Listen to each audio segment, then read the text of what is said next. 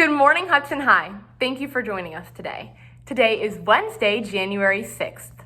We kick off today's episode with a special shout out to Julie Kuhn and Alex CP. They will be joining schools from Portugal, Brazil, Germany, Italy, and Spain to represent HHS and the United States at the 23rd UNESCO International Meeting of Young Scientists Conference. The two have worked very hard on their project called Child Labor, not as simple as it seems, and they will share that with you now. Please join me in wishing them luck and thanking them for representing our school at this important conference that deals with global issues that impact us all. Hi, I'm Julie. And I'm Alex. And we're two 12th graders from Hudson High. And this is our UNESCO project. Both of us are first-generation Americans with our parents coming from Brazil. This year, we were selected to represent Hudson in the annual UNESCO conference in Portugal. UNESCO stands for United Nations Educational, Scientific, and Cultural Organization. 6 people from the U.S. are chosen from 3 schools, along with students from schools in Brazil, Portugal, Spain, Germany, Italy, Andorra, and Galicia. In the past, Hudson representatives have worked with UNESCO to address crises involving deforestation, climate change, and oceans. Unfortunately, because of the worldwide pandemic, this year's conference will be virtual. This year's crisis is child labor, economy versus ethics, how to eliminate child labor to create a more sustainable future. To start off, we want to define child labor as the use of children in industry or business, especially when illegal or considered inhumane. We are focusing on the idea of third world child labor and the ethical dilemmas pertaining it. As the world has become more competitive and globalized, we have seen an emergence of child labor in the form of sweatshops and textile factories. These work environments entail horrible conditions, long hours, low wages, an overall waste of human potential, and a continuance of the cycle of poverty. This is Maria. She has to travel 2 hours every day to get to her factory in order to dye denim. This denim then goes to the store in which you buy. And by the way, the manufacturing process of dyeing denim is extremely hazardous. Did you know that there are more than 152 million child workers in the world? That is more than the population of Portugal, Germany, and Italy combined. Just so you understand the gravity of the situation, 73 million of those children are working in hazardous conditions, like Maria. Former child laborers are much more likely to have only primary education or less, and children who work before the age of 15 are more likely to have a low-paying job. Making these connections, it's easy to see how child labor is a critical part in the cycle of poverty. It may be hard to hear, but we are the consumers of child labor. Remember that coffee you drank this morning? Maybe. Well, what about those sneakers you're wearing right now? Hey, don't think I didn't see you eating that Hershey bar. We don't like to think of it, but a lot of things we consume and use in our daily lives comes from the toil of child labor.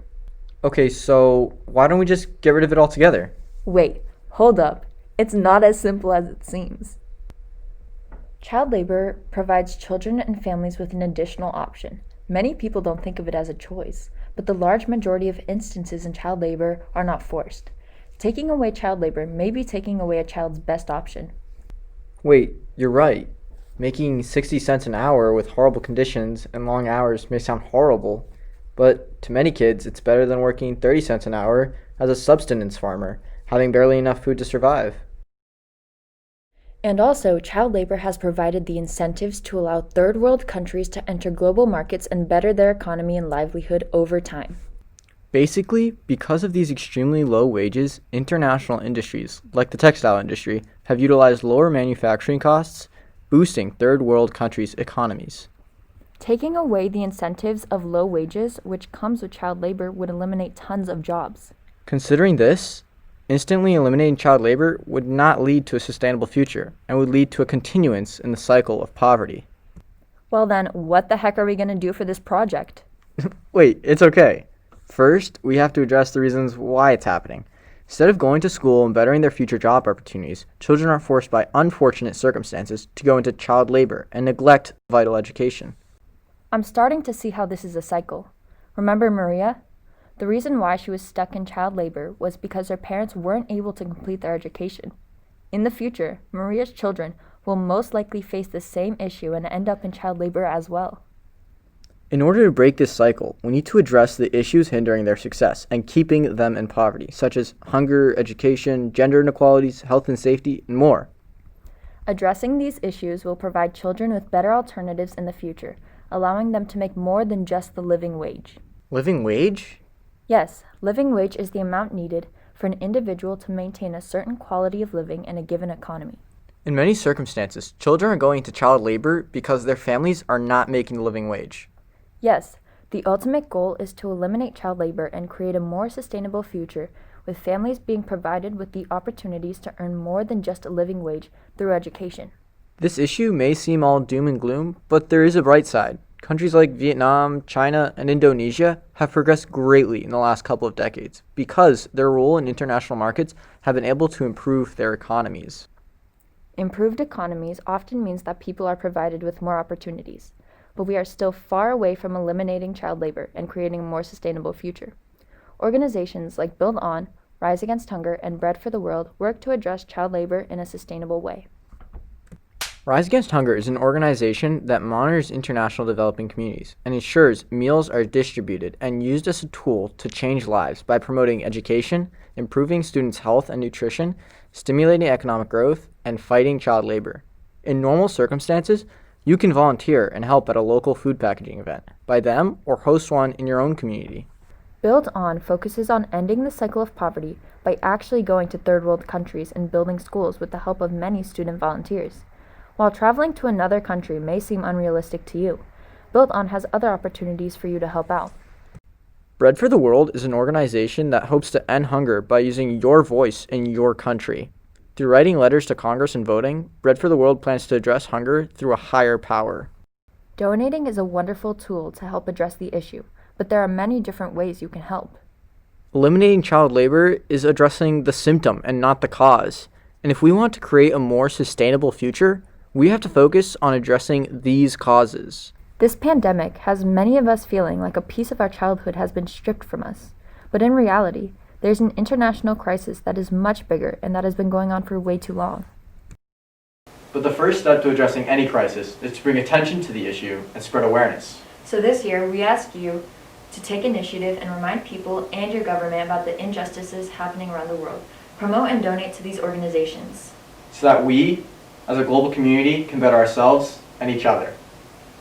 And now for some entertainment news. Karaoke Cabaret Night is coming up super soon. The deadline to submit your video is Friday, January 15th. When you're ready, share your song title and share your video to me at my Google account, which is mifreest2021 at student.hudson.k12.ma.us. This is your chance to be a star, and it's a great project for the 2-week remote period. So find your favorite song on YouTube and get practicing. Cabaret Night benefits the HHS Choral Scholarship Fund, so we're very excited to keep this tradition alive. If you have any questions at all, please don't hesitate to reach out to Miss McCullen at jmccullen@hudson.k12.ma.us. Here's Jake. Don't miss the premiere and opening of the new virtual Writing Center. Yes, that's right. The Writing Center will be open for business starting Monday, January 11th, offering virtual meetings and tutors 3 days a week. This year's program has a new look and some new easy-to-use features. Here's Miss Wallingford with more on the story.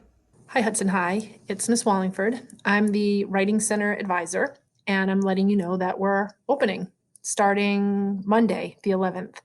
Here's some more information about how to get in touch with us. The Writing Center's website, you can get to it right from Hudson High School's website. We're going to go to students, clubs and activities, and lots of great websites here. Here's the Writing Center. And here's all sorts of information about how you can find us. So the big news is that starting on Monday, January 11th, we will be open on Mondays, Wednesdays, and Thursdays. You can see the times on the website. All you have to do is go to meet.google.com or click on this icon.